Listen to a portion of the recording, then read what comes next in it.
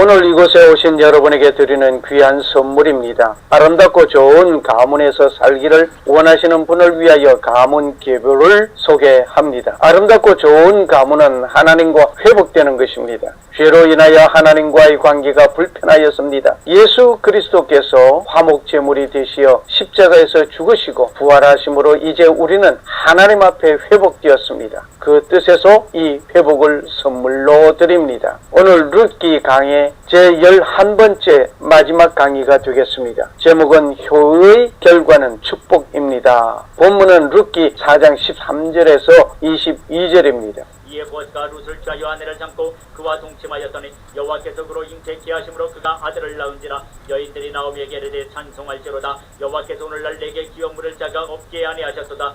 이 아이의 이름이 이스라엘 중에 유명하게 되기를 원하노라. 이는 내 생명의 회복자며 내 노년의 봉양자라. 본도를 사랑하며 7 아들보다 귀한 차부가 낳은 자로다. 나오미가 아기를 취하여 품에 품고 그의 양육자가 되니 그 이웃 여인들이 그에게 이름을 주되 나오미가 아들을 낳았다여 그 이름을 오벳이라 하였는데 그는 다윗의 아비인 이새의 아비였더라. 베레스의 세계는 이러하니라. 베레스는 헤스론을 낳았고 헤스론은 람을 낳았고 람은 암미나답을 낳았고 암미나답은 나손을 낳았고 나손은 살몬을 낳았고 살몬은 보아스를 낳았고 보아스는 오벳을 낳았고 오벳은 이새를 낳았고 이새는 다윗을 낳았더라.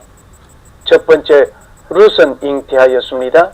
이에 보아스가 룻을 위하여 아내를 삼고 그와 동침하였으니 여호와께서 그로 잉태케 하심으로 그가 아들을 낳은지라. 룻기 4장 13절의 말씀. 룻이 보아스를 만나 결혼하게 된 것도 축복입니다. 그리고 잉태하여 아들을 낳았습니다.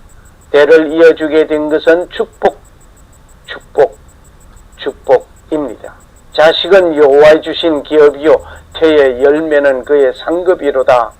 젊은 자의 자식은 장사의 수중의 화살 같으니 이것이 그 전통에 가득한 자는 복되도다. 저희가 성문에서 그 원수와 말할 때의 수치를 당치 아니하리로다. 시편 127편 3절 4절 5절 말씀. 성도는 예수 그리스도를 신랑으로 맞이한 신부의 자격자입니다. 전도하여 믿음의 자녀를 낳아야 합니다. 그리고 잘 성장시켜야 할 것입니다. 두 번째, 기쁨을 주고 찬송자가 되었습니다. 여인들이 나오미에게 이르되 찬송할지로다.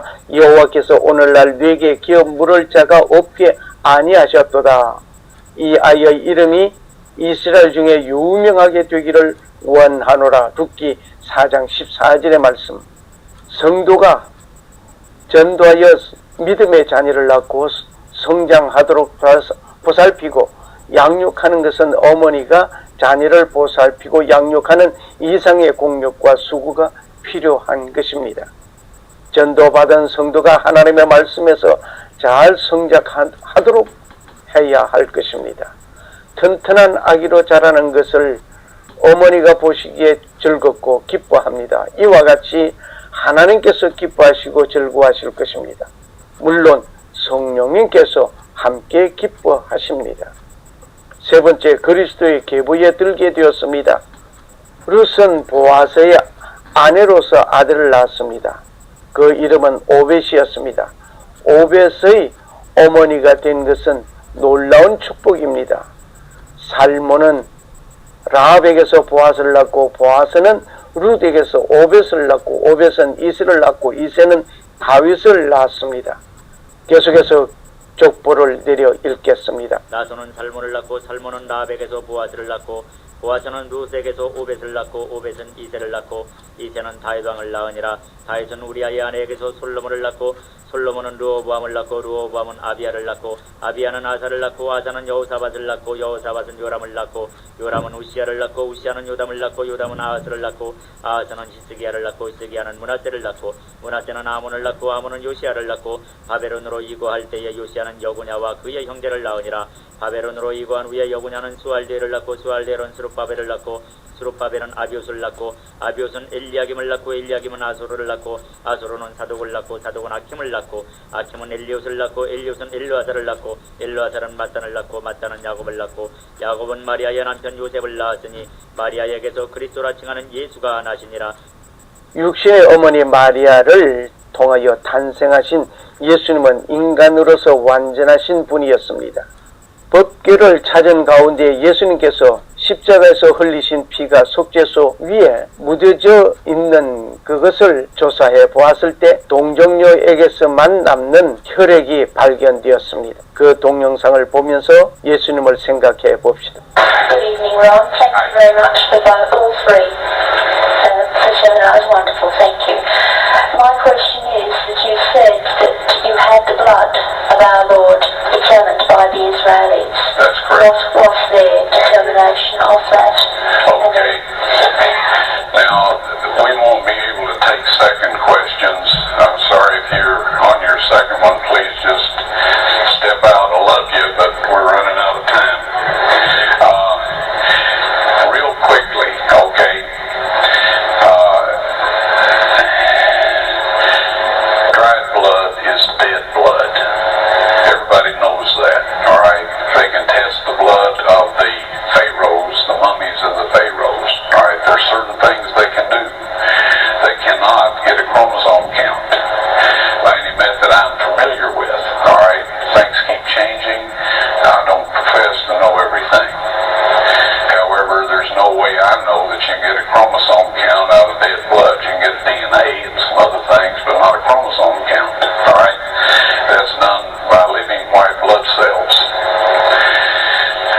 Now then, first of all, in this analysis, I took the blood into a laboratory in Israel. I asked one of the people I work with in antiquities, where is a good laboratory that does reliable work? And they said, such and such, such and such. I took it. I just said, please examine this blood and tell me what you can tell me about it. All right? They said, well, look, we're going to reconstitute it. We're going to put it in normal saline and keep it at body temperature for 72 hours with gentle swirling. All right? That's their business. That's great. I said, now I want to be there when you check it out. They said, fine. So I was back. They checked it out. I said, now, they said it's human blood. We can tell that. They did whatever tests they need to do. And then I said, take some of the white blood cells and put them in a growth medium and keep them at body temperature for 48 hours. And they said, well, that'll do no good because it's dead blood. I said, would you please do that for me? And they said, okay, we'll do it. So anyway, I said, I want to be there when you take it out and examine it. So I was back there. They took it out, examined it under a microscope, and the one technician called the other one over there, and then they called the boss over there, and they were talking Hebrew a mile a minute there for a little bit, and they looked at me and they said, Mr. Wyatt, this human blood only has 24 chromosomes in it. Everybody else has 46. You see, 23 from your mother, 23 from your father, 22 autosomes from your mother, 22 autosomes from your father. You get an X from your mother, you may get an X or Y from your father. All right? This blood had 23 chromosomes from the mother's side, one Y chromosome only. You see, the child could not have developed if they hadn't had the autosomes from the mother. So all of his physical characteristics were determined by his mother's side of the family, her autosomes. His maleness was determined by this one Y that came from the source, not a human male. Then they said, this blood is alive. And then they said, whose blood is this?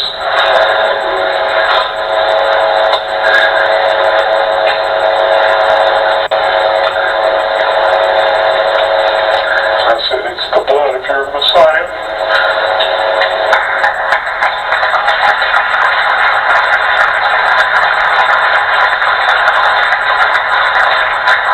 And I assure you, those men's lives have changed. 성령으로 잉태하였으니 완전한 신으로 예수님이십니다. 천사가 대답하여 가로되 성령이 내게 임하시고 지극히 높으신 이의 능력이 너를 덮으시리니 이것으로 나실 바 거룩한 자는 하나님의 아들이라 일컬음이라. 누가복음 1장 35절의 말씀. 예수님은 성령으로 잉태된 완전한 신으로서 법적인 아버지 요셉의 가문에 이른 것입니다.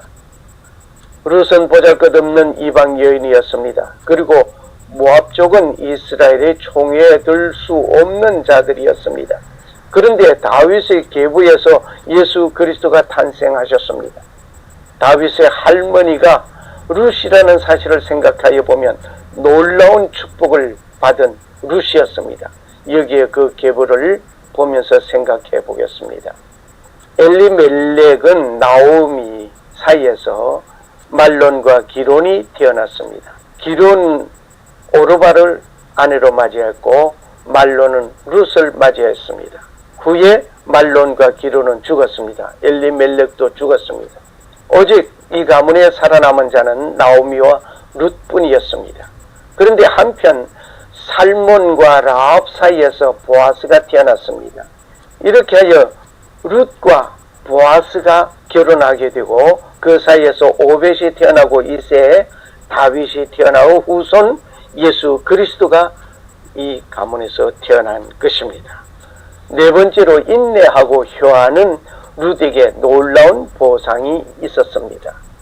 사라는 하나님의 약속을 기다리지 못하여 자기의 몸종 하갈을 남편된 아브라함의 품에 주었습니다.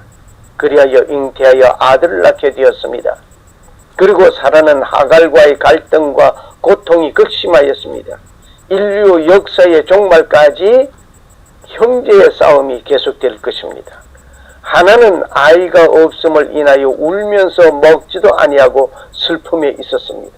여호와께서 그를 성태치 못하게 하심으로 그 대적 브닌나가 그를 심히 격동하여 번민케 하더라. 매년 한나가 여호와의 집에 올라갈 때마다 남편이 그 같이 함에 번닌나가 그를 격동시키므로 그가 울고 먹지 아니하니. 사무엘상 1장 6절 7절 8절의 말씀입니다. 세례 요한의 어머니 엘리사벳은 원망하든지 슬퍼하지 아니하였습니다. 하나님을 기쁘게 할 것만 생각하였습니다. 지금까지 룻은 슬픔과 고난의 훈련을 통하여 성숙한 어머니로서의 준비된 여인이었습니다. 가정에서 불화의 불씨는 아무개라고 상대편에게 공을 던져 넘기는 것이 급급하였습니다. 상대편이 아니라 나 자신에게 문제를 찾으면 해결될 것을 나 자신에게서 그 문제를 찾지 아니하였습니다. 룻을 통하여 고부간의 갈등을 해결하셔야 하겠습니다. 형제간의 미움과 시기, 질투, 사랑으로 성숙시켜야 할 것입니다. 친족간에 갖는 깊은 애정이 올바로 정립되고 아름답기를 원합니다. 이 모두는 효하는 마음과 인내하는 데서 이루어지는 것입니다.